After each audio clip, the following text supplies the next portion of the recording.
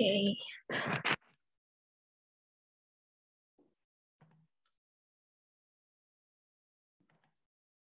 Oke teman-teman, wah hari ini rame ya, soalnya ada anak IPS 1 juga. Oke, sebelumnya aku mau ngebuka dulu nih ya. Assalamualaikum warahmatullahi wabarakatuh. Selamat malam teman-teman semuanya. Balik lagi nih kita ya di pelajaran geografi, yaitu tentang jagat raya dan terbentuknya muka bumi. Oke, jadi ini merupakan pertemuan kita yang kedua. Aku mau memperkenalkan diri dulu. Perkenalkan, namaku Naura Ai.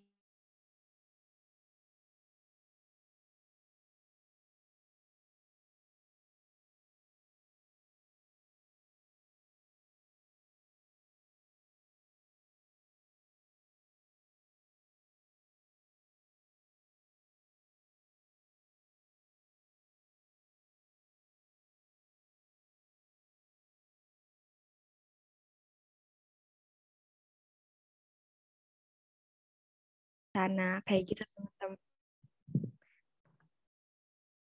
Kalian juga gimana nih hari ini? Hari ini kan weekend ya. Di sini belum hujan. Aku di Jakarta. Di daerah aku sih belum hujan hari ini. Wah, di apa daerah siapa ini namanya Venusia ya? Di daerah kamu hujan dari pagi sampai sekarang. Wah, enak banget nih kalau misalkan buat tidur gitu ya, selimutan. Terus enaknya makan Indomie tuh biasanya kalau lagi hujan-hujan yang anget-anget.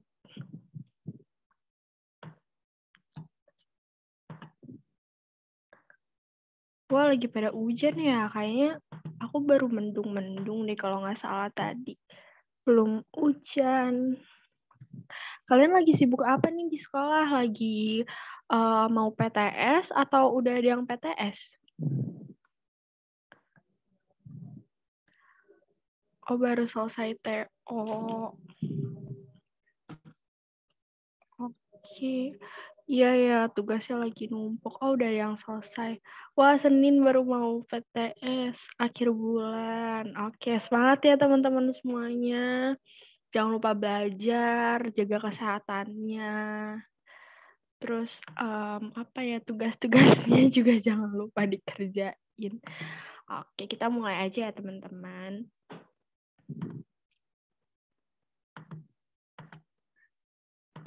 Oke, boleh dong di-spill nih apa sih PTN dan jurusan impian kalian nih buat daftar di tahun 2022 nanti. Kira-kira mau masuk mana nih teman-teman? Boleh di-spill di chatnya nih biar sama-sama kita aminin gitu ya impian teman-teman.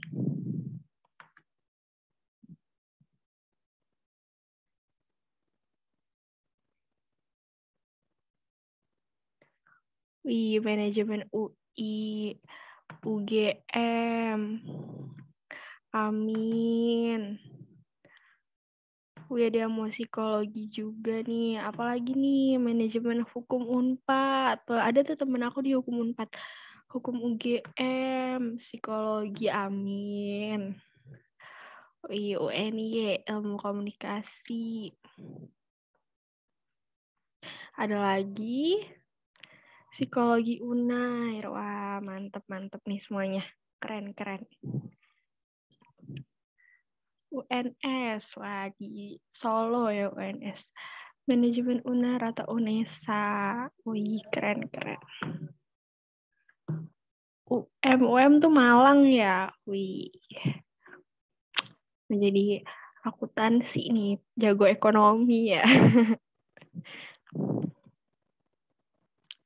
Oke, kita lanjut ya teman-teman. Nah, ini ada meme gitu loh. Jadi kayak semoga kampus itu adalah jodohnya kalian gitu ya. Kampus itu jadi jodoh kalian biar kalian bisa masuk di tahun 2022 nanti. Nah, tentunya kalau mau lolos SBMPTN ya atau SNMPTN, kalian harus diimbangi nih antara belajar ataupun lain sebagainya. Kayak boleh kok scrolling TikTok atau Twitter atau Instagram, tapi harus tahu waktu juga teman-teman. Yang penting kalian tetap harus rajin belajar, nggak boleh scroll mulu gitu ya, jadi nanti percuma gitu kalau scroll mulu nggak bakal bisa gitu ya, jadi harus diimbangin pokoknya gitu. Pokoknya dibawa enjoy aja teman-teman. Oke, kita langsung masuk nih ya ke materi. Jadi, hari ini aku mau ngebahas tentang jagat raya dan terbentuknya muka bumi. Nah, PPT ini aku buat juga sama, tutor dari IPA 1 juga nih, Kak Kezia gitu ya. Jadi kita buatnya bareng-bareng kayak gitu. Nah, untuk nanti di Google Drive-nya juga bakalan aku masukin PPT ini sama modulnya. Jadi kalau misalkan di PPT ini kan aku ngejelasin yang inti-intinya aja. Nanti di modulnya itu ada penjelasannya lebih jelas buat kalian baca kayak gitu. Oke, kita langsung masuk ya teman-teman. Yang pertama adalah pengertian jagat raya. Jadi, jagat raya atau alam semesta ini, the universe, merupakan ruang tidak terbatas yang di dalamnya terdiri atas semua materi, termasuk tenaga dan radiasi. Jagat raya tidak dapat diukur dalam arti batas-batasnya tidak dapat diketahui dengan jelas. Jadi tuh jagat raya ini tuh luas banget ya teman-teman, karena kan namanya juga alam semesta gitu ya, alam semesta. Benar-benar luas banget dan nggak diketahui nih batasnya dengan jelas kayak gitu. Oke. Selanjutnya ada teori pembentukan jagat raya nih teman-teman. Yang pertama itu yang pertama adalah teori Big Bang. Nah, teori Big Bang ini merupakan teori di mana jagat raya ini terbentuk akibat ledakan yang sangat besar. Awalnya terdapat satu bintang yang sangat besar, lalu memuai dan meledak hingga menjadi materi-materi yang beragam membentuk planet, asteroid, bintang seperti yang kita lihat sekarang ini. Teori ini didukung oleh Stephen Hawking, ahli fisika teoritis. Nah, jadi kata kunci dari teori Big Bang ini adalah ledakan yang sangat besar gitu ya, ledakan yang sangat besar yang bermula dari satu bintang.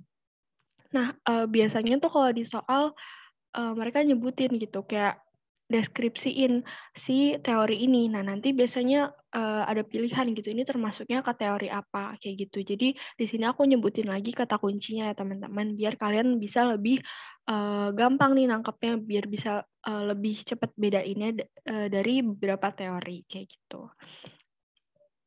Oke, aku lanjut ke teori keadaan tetap.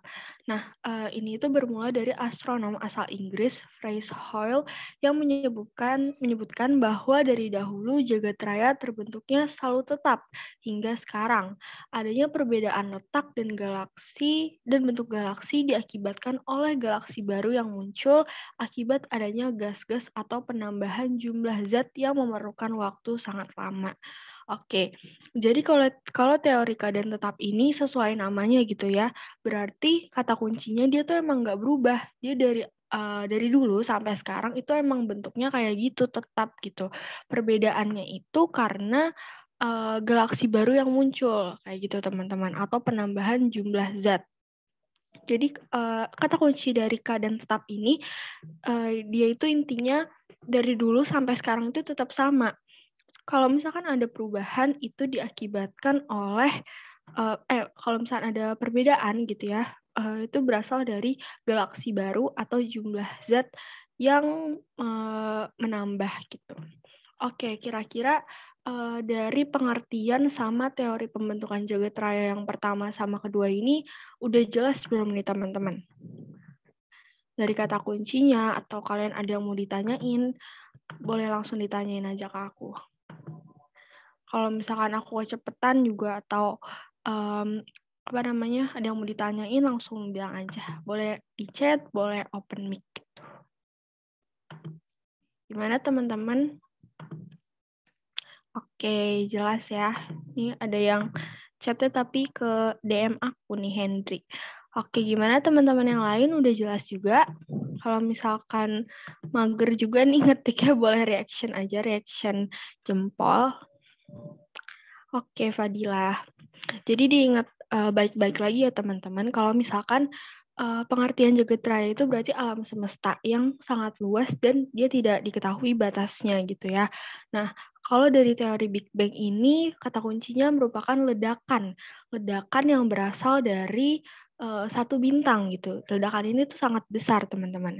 Lalu kalau teori keadaan tetap itu berarti dia dari dulu sampai sekarang tuh emang begitu-begitu aja gitu ya. Benar-benar emang udah tetap gitu, tapi dia bisa terjadi perubahan dikarenakan oleh galaksi baru atau penambahan jumlah zat kayak gitu. Oke, aku izin lanjut.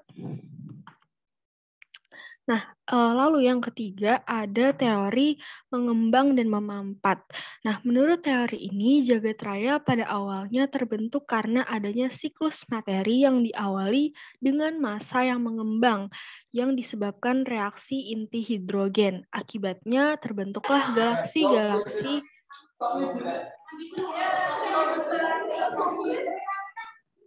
yang udah di-mute. Akibatnya terbentuklah galaksi-galaksi yang diperkirakan sudah berlangsung selama 30 miliar tahun. Galaksi-galaksi tersebut lama-kelamaan akan meredup kemudian memampat yang didahului dengan keluarnya pancaran panas. Oke, kalau misalkan dari teori mengembang dan memampat ini artinya dia tuh awalnya terbentuk karena adanya materi gitu, materi massa yang mengembang karena ada reaksi inti hidrogen.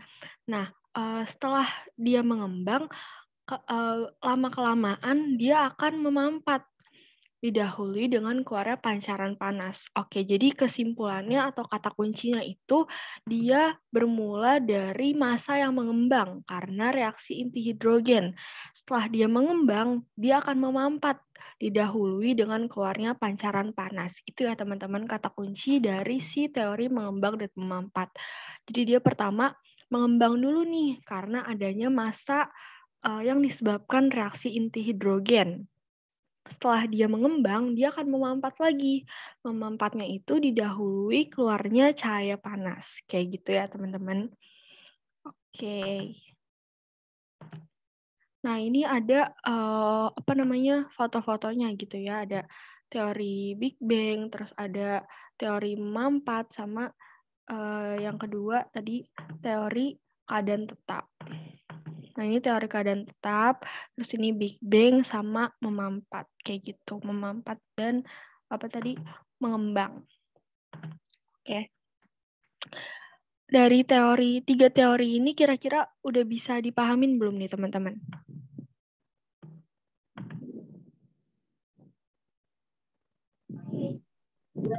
Maaf, Kak. Ya. Bisa diulang kata kuncinya? Dari tiga-tiganya? Iya. Oke. Bentar ya, aku back dulu. Nih, jadi kalau dari teori Big Bang itu kata kuncinya ledakan yang sangat besar yang berawal dari satu bintang. Nah, itu kata kuncinya, teman-teman. Jadi kalau misalkan di soal ada kata-kata gitu ya, ledakan yang sangat besar. Oh, berarti ini langsung masuk nih ke teori Big Bang karena dia awalnya dari ledakan. Nah, terus kalau misalkan teori keadaan tetap, itu kata kuncinya dia memang selalu tetap dari dulu sampai sekarang. Dia nggak berubah gitu. Dia emang begitu-begitu aja. Dia menetap gitu ibaratnya. Nah, dari keadaan tetap ini, dia juga bisa mengalami perubahan gitu ya. Perubahannya itu dikarenakan galaksi baru atau penambahan jumlah zat. Kayak gitu. Gimana? Aku kecepatan nggak nih kira-kira ngomongnya? Atau sambil... Enggak, oke. Itu ya yang kata kunci 2 yang pertama. Terus yang ketiga ini teori mengembang dan memampat.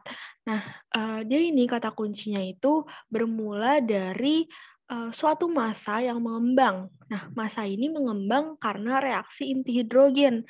Setelah mengembang, dia akan memampat. Memampatnya didahului dengan keluarnya pancaran panas. Nah, itu teman-teman kata kunci dari 3 teori terbentuknya jagat raya. Kayak gitu.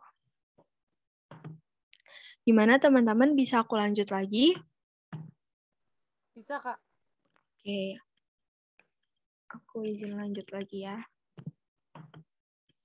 Nah, selanjutnya kita masuk nih ke tata surya. Nah, tata surya ini menjadi bagian dari alam semesta gitu ya. Jadi dia bagian dari si jagat raya atau alam semesta. Nah, tata surya ini adalah suatu kumpulan benda langit yang terdiri atas sebuah bintang yang disebut matahari dan semua objek yang mengelilinginya. Tata surya terletak dalam satu galaksi. Galaksi itu adalah suatu galaksi Bima Sakti ataupun yang disebut Milky Way.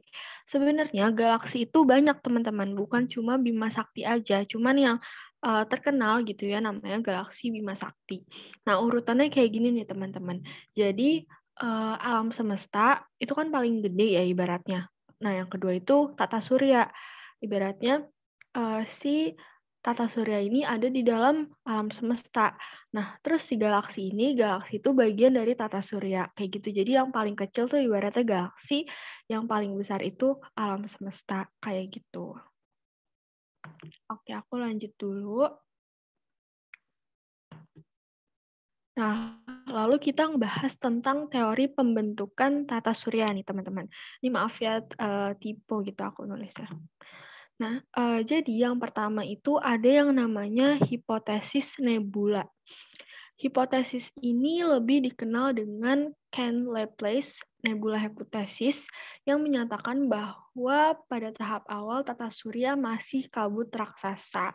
Kabut ini terbentuk dari debu, es, dan gas yang disebut nebula, dan unsur-unsur gas yang sebagian besar hidrogen. Gaya gravitasi yang menyebabkan kabut itu menyusut dan berputar dengan arah tertentu, suhu kabut memanas dan akhirnya menjadi bintang raksasa atau matahari. Karena gravitasi, gas-gas tersebut memadat seiring dengan penurunan suhu dan bentuk planet. Laplace menemukan orbit hampir melingkar dari planet-planet yang merupakan konsekuensi dari pembentukan mereka. Oke, ini aku persingkat lagi buat kata kuncinya ya teman-teman, biar kalian nggak bingung gitu. Jadi di sini dari hipotesis nebula ini dari pencetusnya gitu ya, Immanuel Kant sama Laplace gitu. Jadi ini dikenal juga sama gabungan kata mereka gitu, gabungan nama mereka. Nah, maksud dari nebula ini berarti kabut raksasa. Nah, dari situ adalah kata kuncinya nih teman-teman, kabut raksasa. Lalu dia ini terbentuk dari debu, es, dan gas karena dia merupakan kabut kan. Nah, jadi karena dari kabut itu karena dari kabut itu dia membentuk suatu gravitasi. Dari si gas-gas itu dia membentuk gravitasi yang memadat dan karena penurunan suhu dia bisa membentuk suatu planet gitu. Aku perjelas lagi. Jadi kata kunci dari hipotesis nebula ini adalah kabut raksasa yang berasal dari gas-gas, debu, es, dan gas yang nantinya bisa memadat. Nah, setelah dia memadat, ada yang namanya penurunan suhu, dan setelah itu barulah terbentuk suatu planet. Oke, aku ulang sekali lagi ya, biar lebih jelas lagi. Jadi, hipotesis nebula itu, kata kuncinya adalah kabut raksasa yang terbentuk dari debu, es, dan gas. Nah, dari material tersebut itu nantinya akan memadat, teman-teman. Setelah memadat, terjadi penurunan suhu, dan barulah terbentuk planet. Kayak gitu ya, teman-teman. Pokoknya yang paling kata kunci utama lah, ibaratnya ini adalah kabut raksasa. Itu ya, teman-teman. Gimana nih, untuk hipotesis nebula kira-kira udah jelas belum, teman-teman?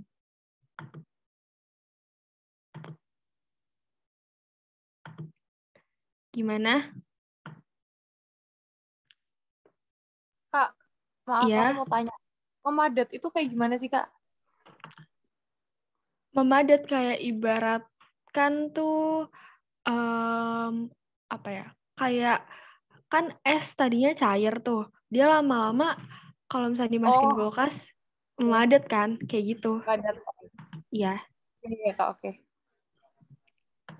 Oke, tadi udah ada yang reaction jempol gitu ya teman-teman. Jadi Aku izin lanjut.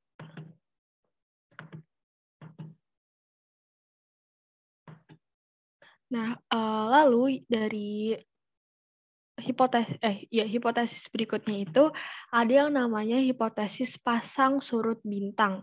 Nah, ini diusulkan oleh James Jeans pada tahun 1917. Planet ini dianggap terbentuk karena pendekatan bintang lain ke matahari. Keadaan yang hampir bertabrakan menyebabkan daya tarik sejumlah besar materi dari matahari dan bintang-bintang lainnya oleh gaya pasang surut bersama mereka, yang kemudian terkondensasi menjadi planet. Oke, ini bahasanya emang agak ribet ya teman-teman. Jadi ini aku bikin kata kuncinya lagi dari hipotesis pasang surut bintang ini. Jadi, inti dari hipotesis ini adalah planet itu dianggap terbentuk karena pendekatan bintang lain ke matahari. Itu intinya, pendekatan bintang lain ke matahari. Nah, pendekatan bintang lain ke matahari ini dipengaruhi oleh yang namanya gaya pasang surut. Nah, gaya pasang surut ini nantinya dilanjutkan lagi yang menyebabkan terjadinya kondensasi dan menjadi planet kayak gitu.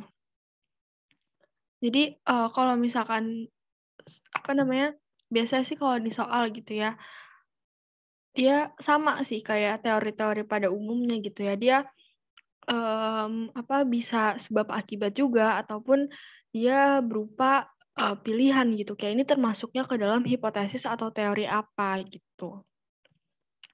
Jadi dari si pasang surut bintang ini intinya dia adalah planet itu terbentuk karena pendekatan bintang lain ke matahari.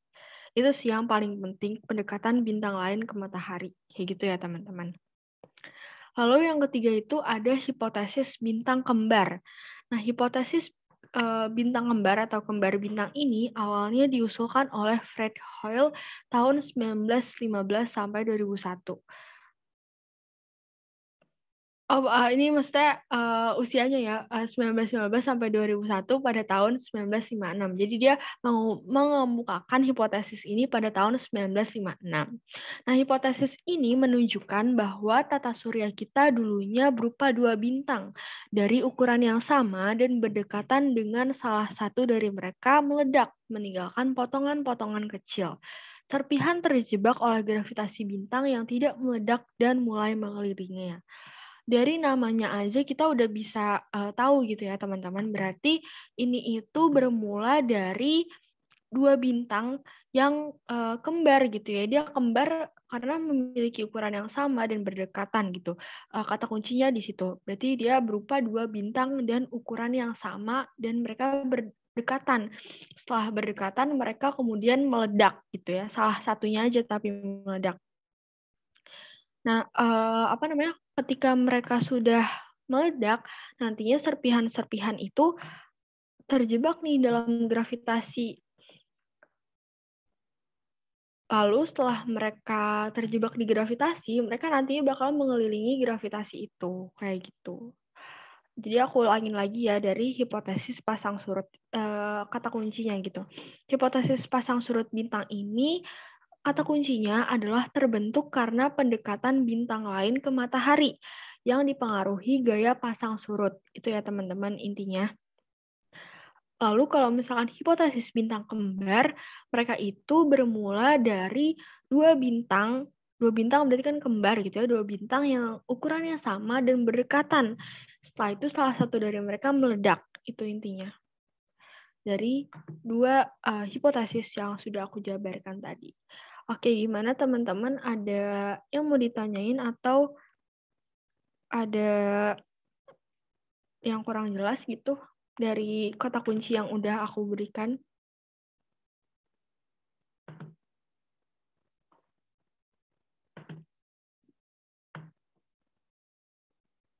Kak, Ya. aku boleh nggak di back yang ke artinya tata surya tadi? Aku masih bingung yang waktu masuk ke galaksi itu. Ya itu, yang tata surya terletak di dalam satu galaksi itu aku bingung.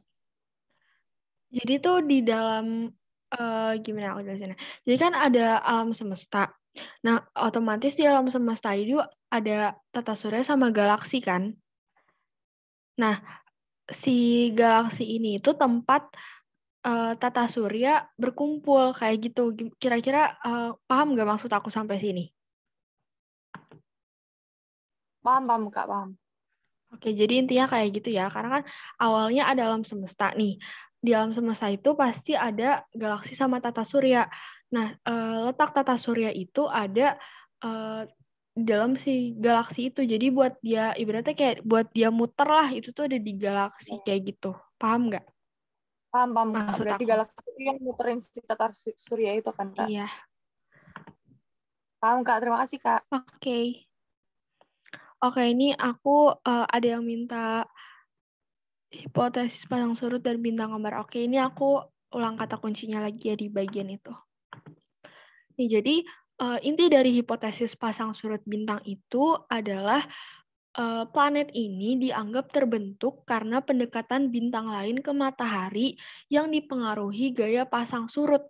Itu intinya ya teman-teman. Ingat-ingat lagi karena pendekatan bintang lain ke matahari oleh gaya pasang surut. Kalau misalkan hipotesis bintang kembar, ini tuh kata kuncinya adalah dua bintang yang ukurannya sama dan berdekatan dan salah satu dari mereka meledak. Kayak gitu teman-teman intinya. Gimana tadi dia ngechat aku. Udah jelas dia? Udah, Kak. Terima kasih. Oke, aku izin lanjut ya teman-teman.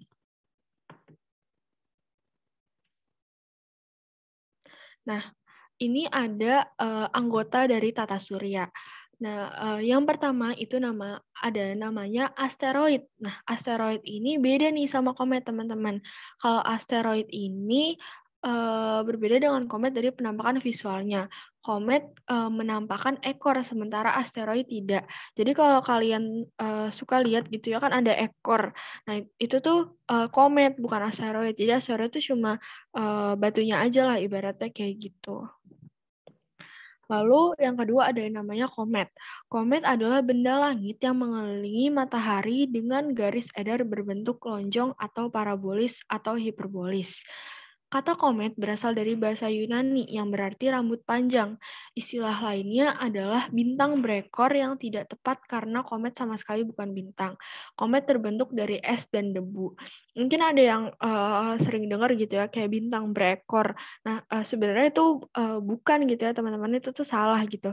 Dia tuh emang namanya komet, cuman dia emang ada ekornya gitu. Jadi kayak dia ada ekornya gitu. Nah, dia ini terbentuk dari es dan debu gitu. Lalu ada yang namanya meteor. Nah, meteor ini tuh sebenarnya dibagi jadi 3, teman-teman. Yang pertama itu ada namanya meteoroid.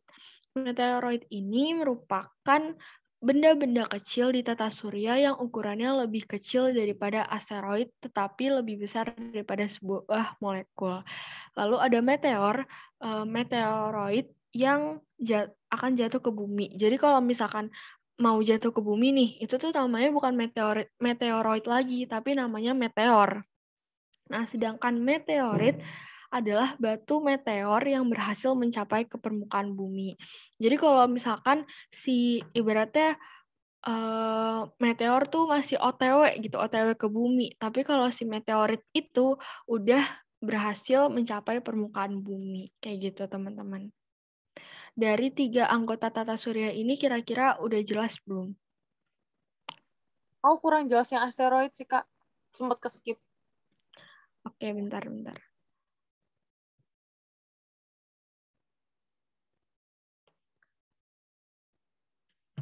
Nanti pas kalian kuis kayaknya aku mau sambil coba cari itu deh. Soalnya aku kayaknya belum nambahin gambar. Udah nih. Oke, bentar ya. Jadi asteroid ini tuh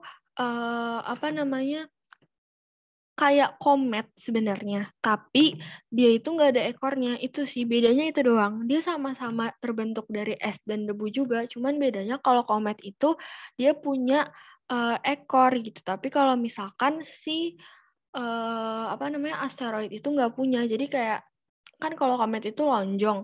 Nah, asteroid itu nggak lonjong kayak gitu. Bedanya tuh di situ aja. Selebihnya sih sama aja kayak gitu. Gimana Almira kira-kira bisa dipahamin nggak? Bisa, Kak. Oke. Makasih, Kak. Iya, sama-sama. Nah, ini aku lanjut. Lalu ada matahari. Nah, kita pasti udah nggak asing banget lah ya sama matahari. Matahari ini bola raksasa yang terbentuk dari gas hidrogen dan helium. Matahari termasuk bintang berwarna putih yang berperan sebagai pusat tata surya. Dia itu tuh disebutnya bintang berwarna putih, teman-teman. Kita juga udah tahu ya kalau misalkan matahari itu adalah pusat tata surya. Lalu ada planet nih, kalian pasti udah belajar juga dari SD yang Merkurius, Venus, Bumi, Mars, Jupiter, Saturnus, Uranus, sama Neptunus. Ini juga aku udah nampilin gambar-gambarnya gitu ya. Nah ini tuh asteroid tadi tuh. Nah, dia emang bentuknya kayak bulat aja gitu, karena kan dia sama kayak komet, cuman bedanya si komet itu lonjong, berekor lah ibaratnya kayak gitu. Nah, kalau asteroid itu enggak kayak gitu. Dia tuh terletaknya tuh di deket Mars. Pokoknya dia berada di planet dalam gitu, teman-teman. Kan kalau misalkan dari Jupiter ke Neptunus itu udah masuknya ke planet luar, kayak gitu. Oke, gimana dari anggota tata surya ini kira-kira bisa dipahamin nggak nih?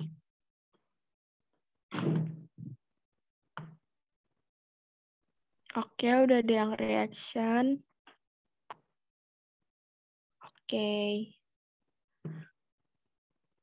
Oke, teman-teman. Aku izin lanjut lagi ya.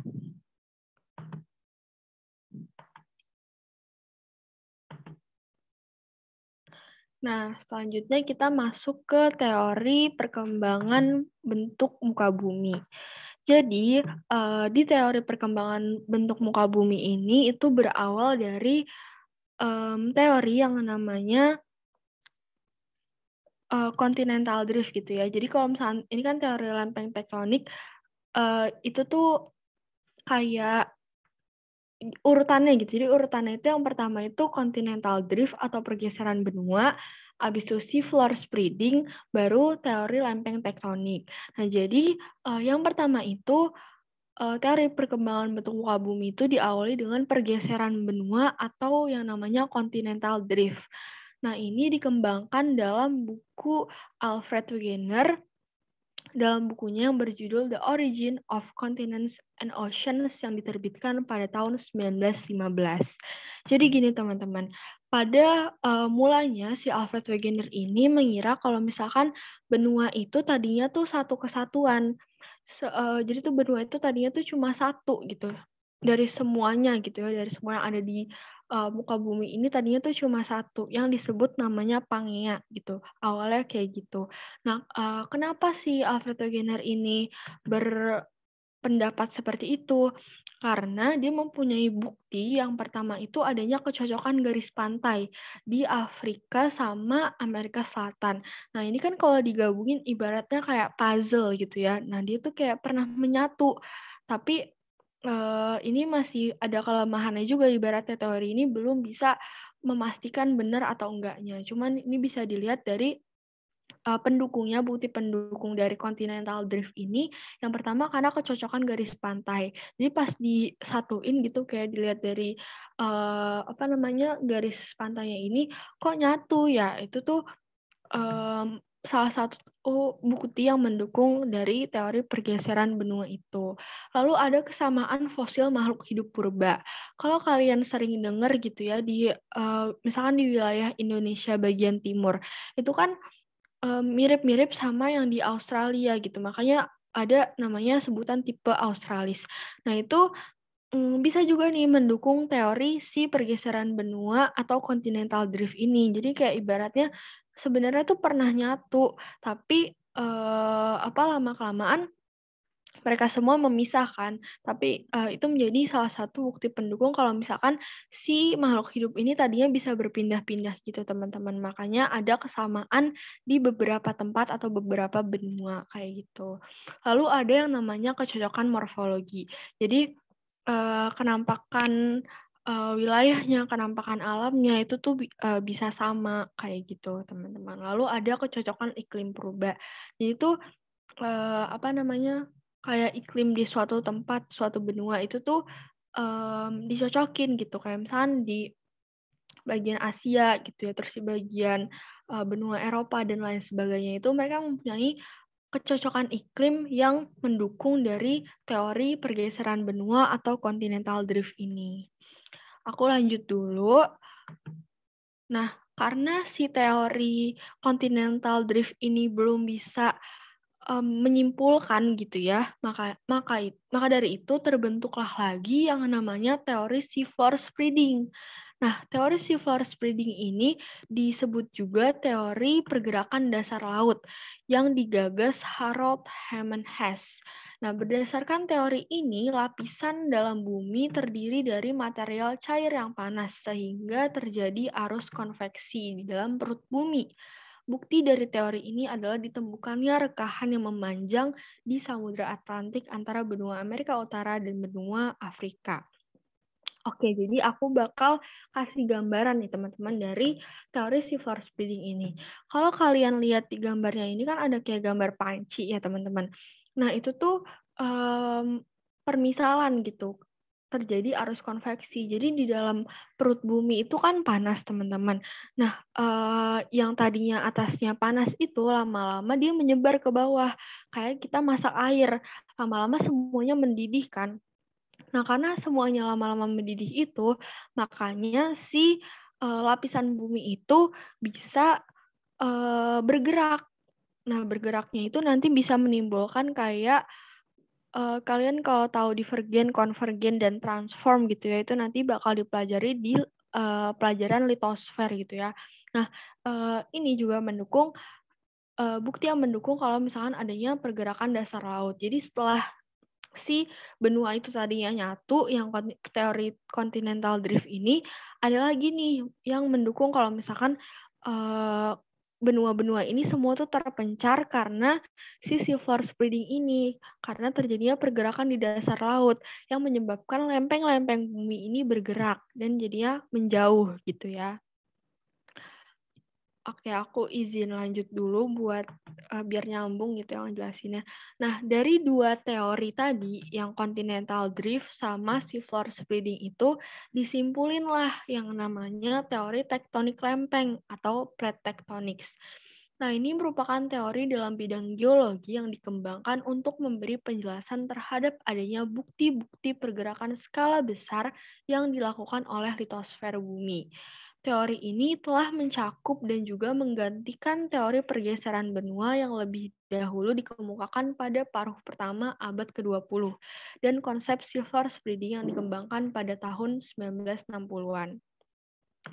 Nah, jadi kalau misalnya teori dari kedua teori tersebut disimpulin lah kalau misalkan bumi ini bergerak karena adanya pergeseran benua itu tadinya dan juga si seafloor spreading yang dari arus konveksi. Jadi ibaratnya tuh si teori tektonik lempeng ini penggabungan dari teori pergeseran benua atau continental drift dan pergeseran samudra yaitu seafloor spreading kayak gitu teman-teman.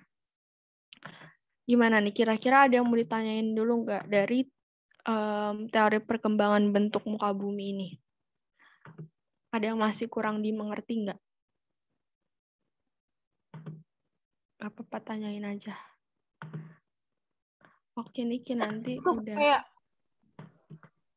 Kenapa? Ini tuh kayak gempa bukan sih, Kak? Itu kalau misalkan gempa itu fenomenanya gitu loh. Nanti bakalan dijelasin di litosfer. Ini belum masuk ke gempanya. Jadi ini masih kayak teori perkembangan bentuk muka buminya itu yang tadinya semuanya satu daratan gitu ya, satu benua aja, lama-lama kan misah tuh. Nah, misahnya itu didukung sama teori seafloor spreading kan, karena pergerakan dasar laut yang disebabkan arus konveksi dalam perut bumi. Nah, dari dua teori itu disimpulinlah sama teori yang namanya tektonik lempeng, kayak gitu. Oh, oke, Kak. Oke. Yang lain gimana? Ada yang mau ditanyain lagi? Kak, mau coba tanya? Iya, boleh. Kalau dari teori seafloor spreading itu berarti apakah akhirannya bisa semua pulau itu jadi tenggelam atau enggak, Kak? Enggak, jadi pulaunya itu enggak tenggelam, teman-teman. Jadi ini tuh pendukung setelah yang tadi kan tadi udah dijelasin tuh kalau misalkan si tadinya tuh semuanya satu daratan gitu. Terus mereka semua kepisah kan. Nah, kepisahnya itu belum tahu karena apa. Makanya muncullah si teori seafloor spreading ini. Jadi dia ibaratnya si seafloor spreading ini ngejelasin bumi itu bisa kepisah-pisah karena adanya pergerakan dasar laut. Pergerakan dasar laut ini kan terjadi dari perut bumi ya. Perut bumi itu menghasilkan arus konveksi. Jadi di dalam perut bumi itu panas nih yang tadinya kalau misalkan arus konveksi itu kan kayak kita masak air nih yang mendidih. Nah, kan kalau misalkan di perut bumi itu misalkan yang panasnya itu di bagian atas dulu nih dari fotonya, misalkan di bagian atas dulu. Nah, lama-lama menyebar kan ke semuanya. Setelah semuanya panas, si lapisan ini udah nggak kuat lagi nih ibaratnya, makanya bergeser. Nah, itulah yang mendukung kalau misalkan benua-benua itu terpisah kayak sekarang, kayak gitu. Kira-kira bisa paham nggak maksud aku yang aku jelasin tadi? Terima kasih, Kak. Oke, Jeffrey, sama-sama. Gimana, ada yang mau ditanyain lagi? Atau lanjut? Oke, aku kasih kesimpulan lagi kali ya. Jadi, yang pertama itu, bentar. Nah, ini teman-teman. Jadi yang pertama itu ada yang namanya teori continental drift, di mana berpendapat kalau benua itu tadinya satu aja yang ada di muka bumi ini. Tapi belum diketahui nih kenapa benua bisa kayak sekarang kepisah-pisah gitu ya. Nah, itu didukung sama teori selanjutnya namanya seafloor spreading yang terjadi karena adanya arus konveksi di dalam perut bumi.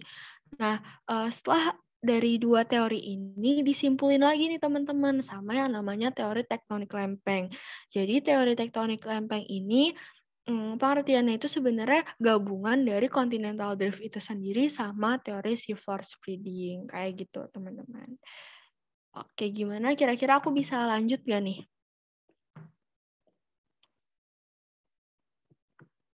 Belum ada yang oke, ada yang udah Almira udah reaction nih. Oke, aku izin lanjut ya teman-teman. Nah, selanjutnya ada yang namanya rotasi dan revolusi bumi. Nah, ini kalian udah kenal lah ya, udah nggak asing lagi ibaratnya. Ini aku mau ngejelasin secara singkat aja lah ibaratnya, karena ini udah di SMP sama di SD juga udah pernah dibahas gitu ya. Kalian juga pasti udah inget. Aku mau mengingatkan lagi gitu ya, biar lebih jelasnya. Nah, jadi yang pertama itu ada yang namanya rotasi bumi. Rotasi bumi adalah gerakan bumi berputar pada porosnya dari arah barat ke timur dan memerlukan periode waktu selama kurang lebih 24 jam.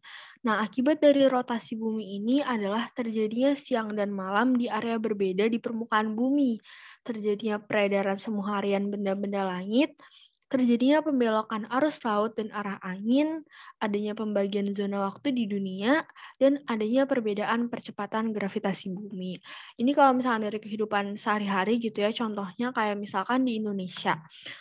Nah, kalau misalkan di Indonesia malam, itu di New York gitu ya, bisa misalkan di New York itu tuh bisa siang gitu teman-teman, atau masih pagi misalkan jam 10, jam 11-an lah gitu, baru menjelang siang kayak gitu. Karena adanya perbedaan antara siang dan malam kayak gitu. Aku lanjut dulu ke revolusi. Lalu ada yang namanya revolusi bumi. Nah, kalau revolusi bumi ini gerakan bumi mengitari matahari yang berlangsung selama periode 1 tahun penuh sampai kembali ke titik awalnya. Nah, dari revolusi bumi ini mengakibatkan terjadinya perubahan musim serta perbedaan durasi siang dan malam di berbagai wilayah permukaannya. Adanya gerak semu tahunan matahari dan terjadinya perubahan kenampakan rasi bintang di wilayah langit. Lalu terjadinya gerhana matahari dan juga gerhana bulan. Kayak gitu, teman-teman. Nah, jadi kalau rotasi bumi ini gerakan bumi berputar pada porosnya, sedangkan revolusi bumi ini berarti gerakan bumi mengitari matahari. Kayak gitu. Dari revolusi sama rotasi bumi ini kira-kira ada yang mau ditanyain nggak teman-teman? Atau udah jelas?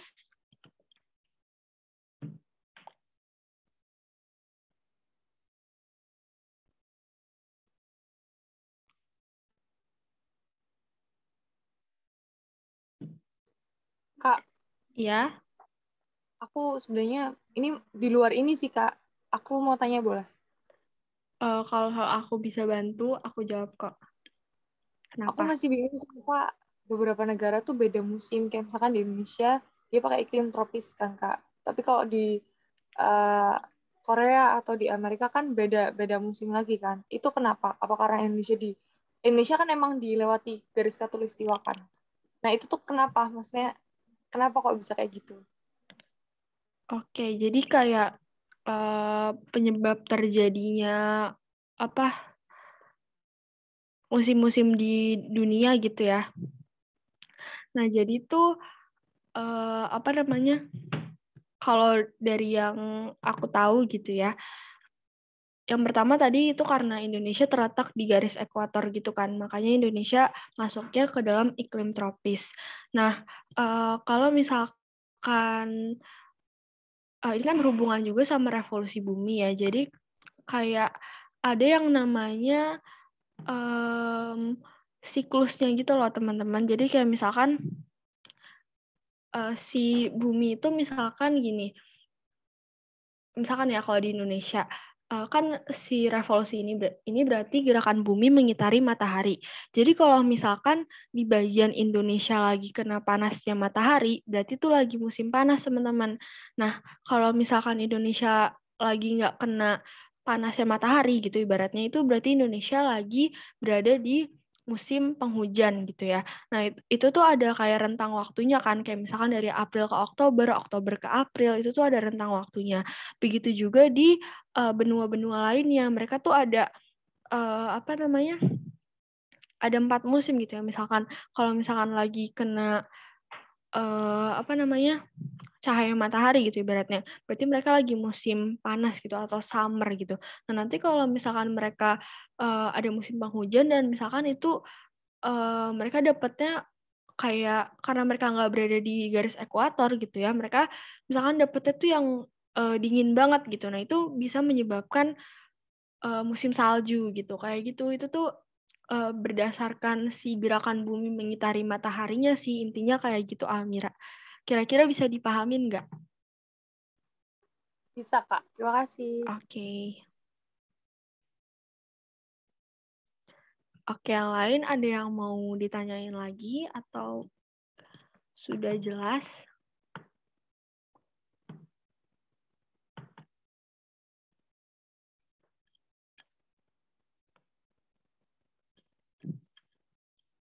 Oke, ini aku izin lanjut aja ya, teman-teman. Nah, selanjutnya ada latihan soal nih. Ini masih yang ibaratnya yang gampang gitulah. Oke, sebentar ada yang nanya nih.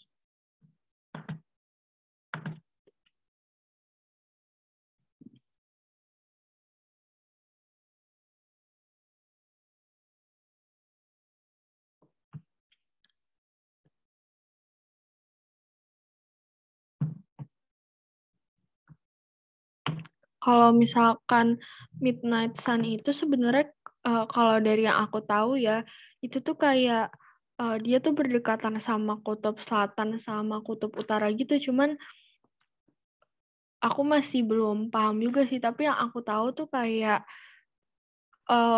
fenomena ini tuh terjadi karena lingkaran Antartika gitu ya, kayak kutubnya tuh dia nggak dapat sinar matahari gitu, makanya dia mengalami kegelapan sama berbulan-bulan. Jadi kayak dia nggak kena sinar matahari sama sekali nih, makanya dinamain midnight sun kayak gitu.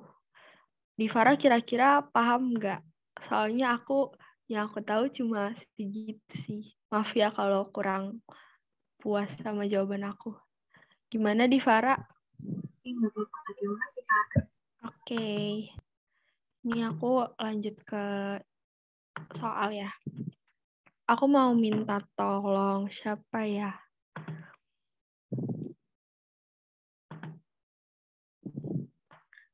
Venusia deh, ini namanya ada juga nih di option.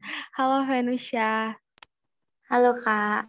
Bener kan ya, Nak? Dipanggilnya Venus apa atau gimana nih? Boleh aja sih Kak, Venus atau Putri. Oke.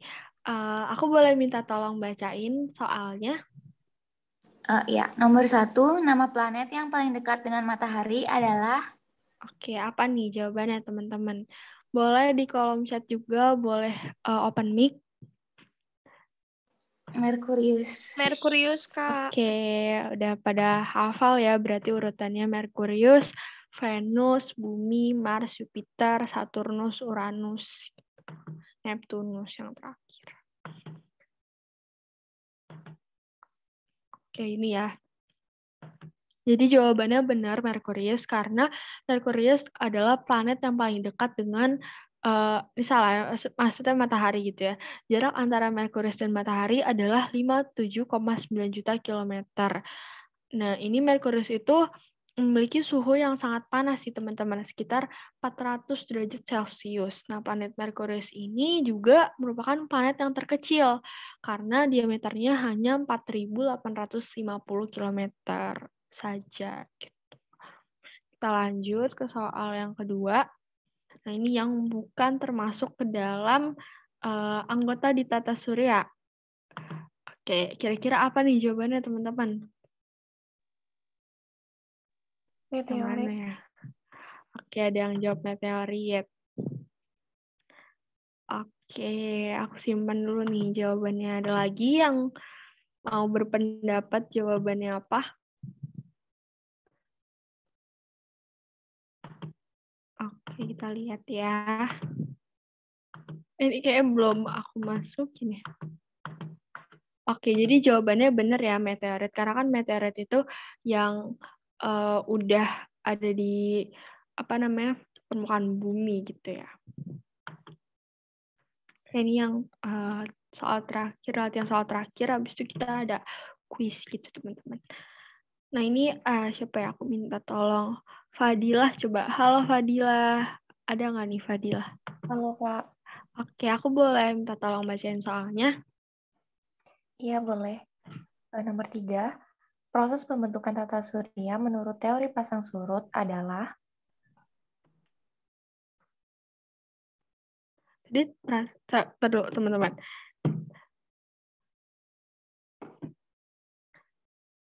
Tadi aku nggak masukin teori pasang surut ya. Ini aku sambil jelasin aja ya teman-teman. Jadi kan kalau misalkan di teori-teori tadi tuh sebenarnya banyak banget. Nah ini tuh aku masukin yang lumayan sering keluar gitu. Jadi biar kalian nggak pusing-pusing karena ini kadang bahasanya tuh suka tinggi gitu teman-teman. Jadi kalau misalkan teori pasang surut ini dia itu merupakan teori yang terjadi, ini langsung kata kuncinya ya, karena masa matahari itu tertarik oleh sebuah bintang. Jadi, karena ketarik nih, dia membuat pasang naik dari matahari yang mengakibatkan terbuatnya sebuah tonjolan yang akhirnya terbentuklah planet. Nah, jadi si matahari ini tuh ketarik teman-teman, jadi dari si bintang itu.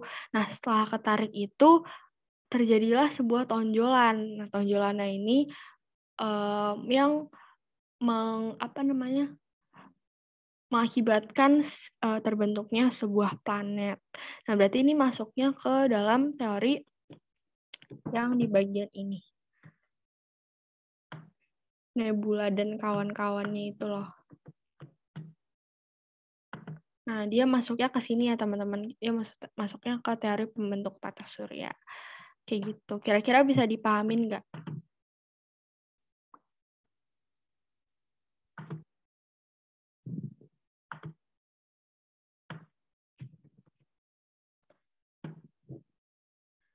Nanti di modulnya bakalan dijelasin kok, teman-teman. Jadi di PPT ini aku emang sengaja ngambil yang sering gitu, yang udah nggak asing banget buat soal-soal gitu. Sebenarnya di jagat raya dan pembentukan muka bumi ini,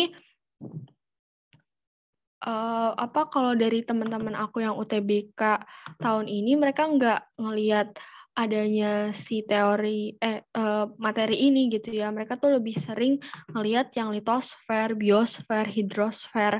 Pokoknya kalau kalian tahu yang belakangnya fer itu tuh benar-benar sering keluar di UTBK.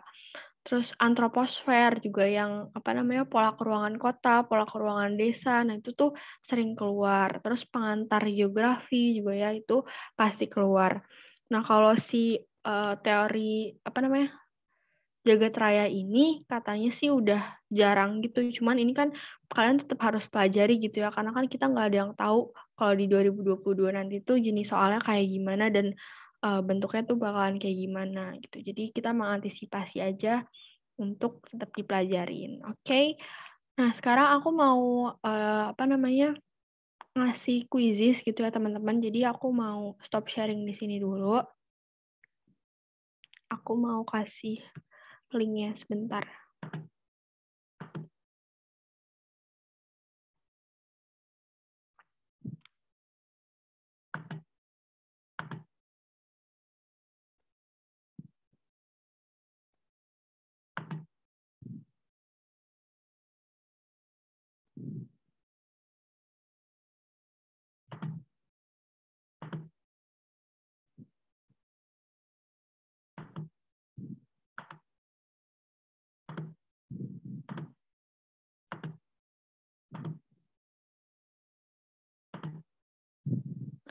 Oke, ini ya teman-teman. Ini linknya aku copy dulu.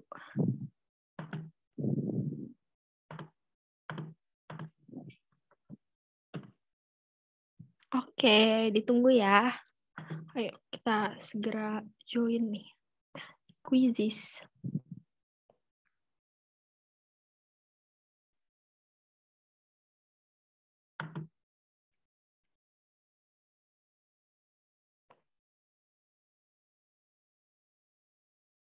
Ayo, belum ada yang join nih. Oke, baru Divara, Novi, Gabriel.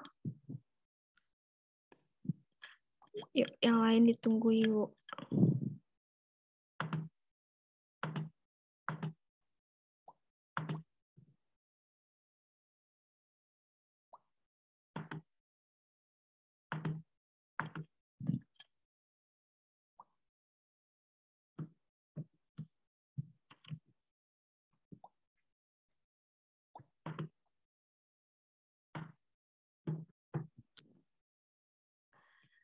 Nah, yang pertama, bentar aku gedein dulu.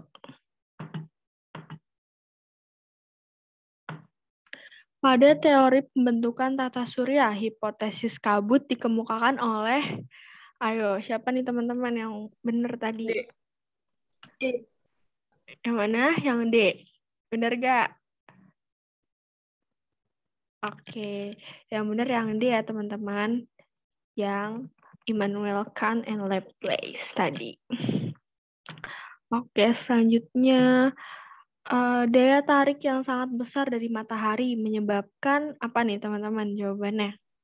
A, Kak. Planet beredar.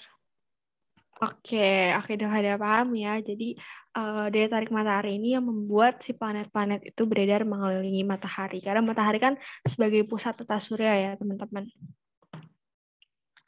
Oke, yang ketiga, sebuah komet memiliki ekor yang sangat panjang. Ekor komet akan selalu apa D, nih? Kak. D. Tapi aku salah sih, Kak. Yang B apa Menjauhi yang?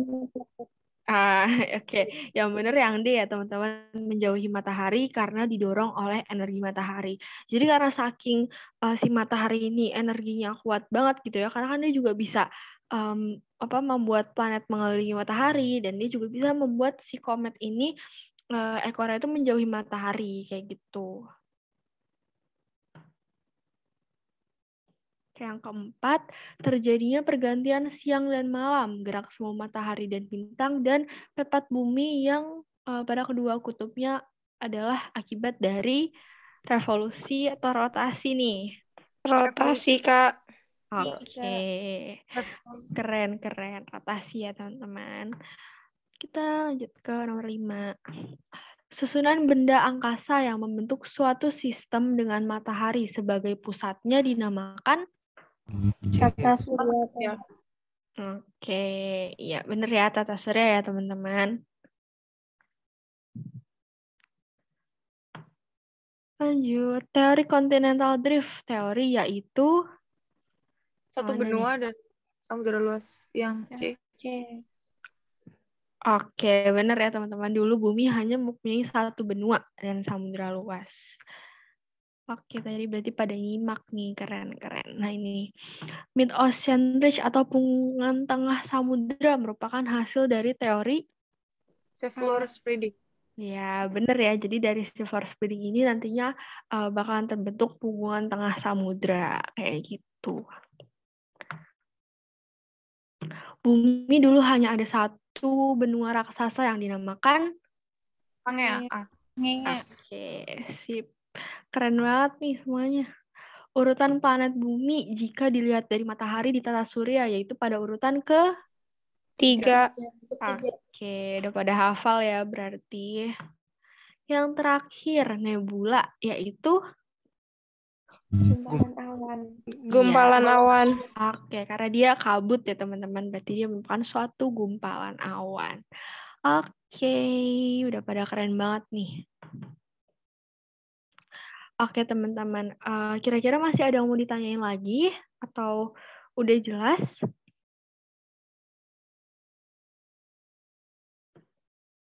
Gimana teman-teman?